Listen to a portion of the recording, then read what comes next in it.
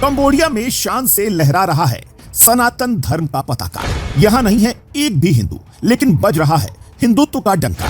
ईसाई और इस्लाम के बाद बौद्ध देशों में भी चली सनातन की हवा, जिसे देखकर कई मजहबी देशों का खून जली जा रहा है। दोस्तों, हम बात कर रहे हैं कंबोडिया की। ऐसे तो हजारों सालों से हर एक मजहब, हर जाति अपने समुदाय को दर्शाने के लिए झंडे का इस्तेमाल करती है। हर एक देश का और समुदाय का झंडा उस देश को प्रदर्शित करता है। लेकिन यहाँ पर दुनिया का एक अकेला देश ऐसा भी है जहां आधिकारिक तौर पर एक भी हिंदू नहीं रहते, लेकिन इस देश का झंडा हिंदुत्व का डंका बजाता हुआ आया है। ये झंडा है कंबोडिया का। कंबोडिया, जहां की कुल जनसंख्या के 93% लोग बौद्ध धर्म को मानते हैं, वहीं बाकी के 7% ईसाई, मुस्लिम, एनिमिस्ट, बहाई जैसे धर्मों को मानने वाले हैं। देखा जाए तो यहाँ आधिकारिक तौर पर एक भी हिंदू नहीं है। लेकिन क्या हमेशा से कंबोडिया ऐसा ही था? और यहाँ के झंडे पर हिंदू मंदिर का चित्र कैसे आया? और कौन सा है यह हिंदू मंदिर जिसकी चर्चा पूरी दुनिया कर रही है?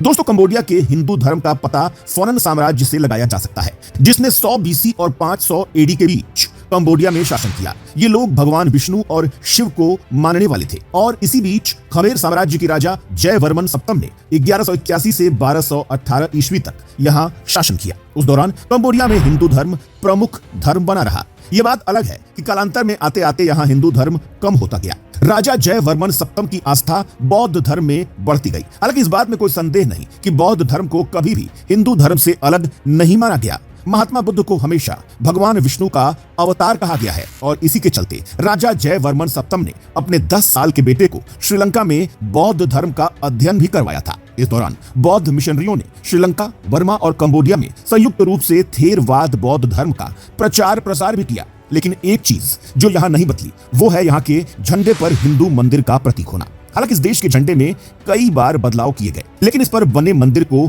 कभी नहीं बदला गया। फिलहाल इस देश का जो राष्ट्रीय ध्वज है वो 1989 में बना था और इसे 1993 में कंबोडिया सरकार की ओर से मंजूरी मिली थी। लेकिन इस देश के झंडे पर मंदिर का चित्र साल 1875 में ही बन गया था। आपको बता दें कि यहाँ के नेशनल फ्लैग पर जिस हिंदू मंदिर का चित्र बनाया गया है, ये अंगकोर वाट के प्राचीन मंदिर का चित्र है। राजा सूर्यवर्मन द्वितीय के राज्य में बनवाया गया ये मंदिर मूल रूप से भगवान विष्णु को समर्पित था, लेकिन 12वीं सदी के दौरान ये धीरे धीरे एक बौद्ध मंदिर में तब्दील हो गया। इसीलिए इसे हिंदू बौद्ध मंदिर भी कहा जाता है। इस मंदिर की खासियत यह है कि 12वीं शताब्दी का यह मंदिर दुनिया के सबसे बड़े हिंदू मंदिर के रूप में आज भी खड़ा है। यह भगवान विष्णु का सबसे बड़ा मंदिर भी है। इस मंदिर की दीवारों पर आपको हिंदुत्व के धार्मिक इतिहास के प्रमाण अंकित किए हुए दिखाई देंगे। इनमें गणेश और हनुमान के खमेर संस्करण के साथ साथ रामायण के दृश्यों को चित्रित करने वाली नक्काशी भी शामिल है, जिसे कंबोडिया में रिमकर कहा जाता है और अभी भी पारंपरिक प्रदर्शनी में इन्हें भारी रूप से शामिल किया जाता है।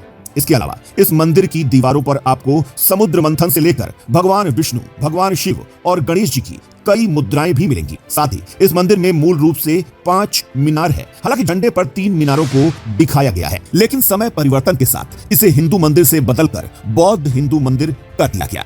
दोस्तों, भले ही कंबोडिया में आज हिंदू धर्म आधिकारिक रूप से मौजूद न हो, लेकिन आज भी इस देश के घर घर में हिंदू रीति रिवाज एक महत्वपूर्ण भूमिका निभाते हैं। यहाँ के पड़ोसी देश थाईलैंड की तरह ही यहाँ पर भी राज्याभिषेक का समारोह ज्यादातर शाही ब्राह्मणों द्वारा आयोजित किया जाता है, जिसके दौरान संप्रभु प्राचीन राष्ट्रीय परंपराओं को बनाए रखने के लिए शासक भगवान विष्णु और शिव की मूर्तियों के सामने शपथ लेते हैं। ये इस बात का उद्घोष है कि कंबोडिया में सनातन की पताका आज भी बड़े शान से लहरा रही है। तो भले ही दुनिया में सबसे ज्यादा ईसाई और इस्लाम धर्म को मानने वाले देश मौजूद हो, लेकिन हिंदू धर्म का डंका हर एक देश में शान के साथ बजाया जा रहा है।